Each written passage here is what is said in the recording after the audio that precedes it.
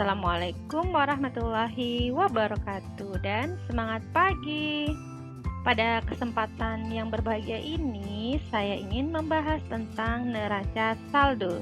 Neraca saldo ini akan kita temui baik itu di perusahaan jasa, pedagang, dan manufaktur. Berikut ini adalah gambaran siklus akuntansi. Siklus akuntansi itu kan dimulai dari transaksi, lalu dibuat jurnal, lalu dibuat buku besar dan neraca saldo. Jadi kali ini kita akan membahas yang namanya neraca saldo. Yang ini yang akan kita bahas. Berikut ini adalah tentang neraca saldo.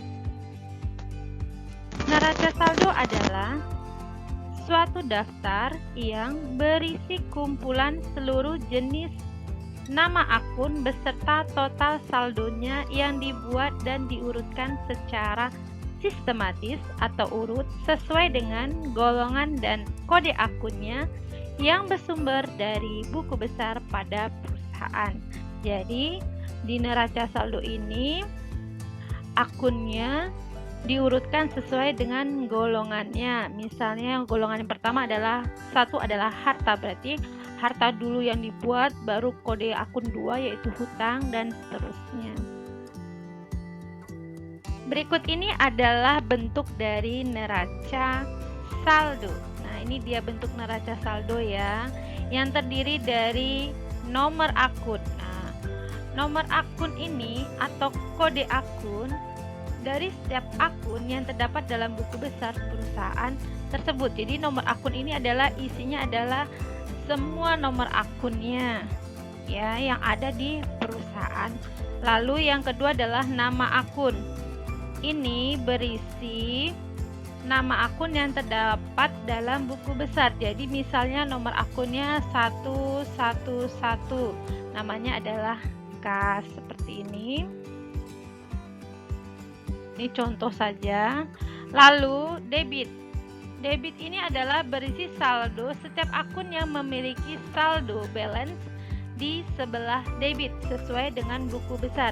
Jadi kalau misalnya saldo akhir di buku besar, misalnya kas adalah di debit, maka kita pindahkan di debit sebelah sini, seperti itu. Misalnya kasnya 1 juta, ini misal saja.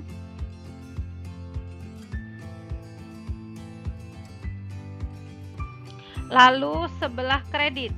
Sebelah kredit ini adalah berisi saldo setiap akun yang memiliki saldo balance di sebelah kredit sesuai dengan buku besarnya. Jadi ini nomor akun diisi dan nama akunnya. Lalu apabila di buku besar saldonya debit, ditaruh di debit. Kalau dia kredit, taruh di kredit. Misalnya akun 116, misalnya akumulasi penyusutan gedung. Akumulasi penyusutan gedung itu saldonya di kredit, maka kita isi sebelah kredit. Atau nomor akun 211 yaitu utang dagang, berarti saldonya ada di kredit. Pastinya dari buku besar saldonya di kredit. Sekarang manfaat dari neraca saldo ya. Ini neraca saldo yang tadi, ini manfaatnya yang kita bahas. Untuk memudahkan melakukan pengecekan terhadap buku besar yang telah dibuat. Jadi kan kita udah membuat buku besar tuh, lalu kita pindahkan saldo akhirnya ke dalam neraca saldo. Jadi manfaatnya adalah dengan adanya neraca saldo ini kita bisa ngecek benar nggak yang telah kita buat. Jadi dari tahu benar apa tidak, kita lihat di sini salah satunya. Kalau udah seimbang balance itu sudah benar, berarti sudah kita masukkan semuanya. Jadi kalau buku besarnya sudah balance, dipindahkan ke neraca saldo, berarti jurnalnya juga sudah seimbang. Untuk kebenaran jurnalnya berarti harus kita cek lagi.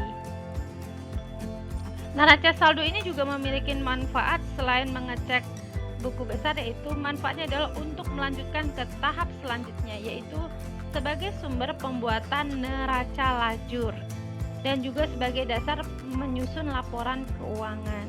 Jadi di siklus akuntansi tadi, setelah neraca saldo kita membuat jurnal penyesuaian, baru neraca lajur.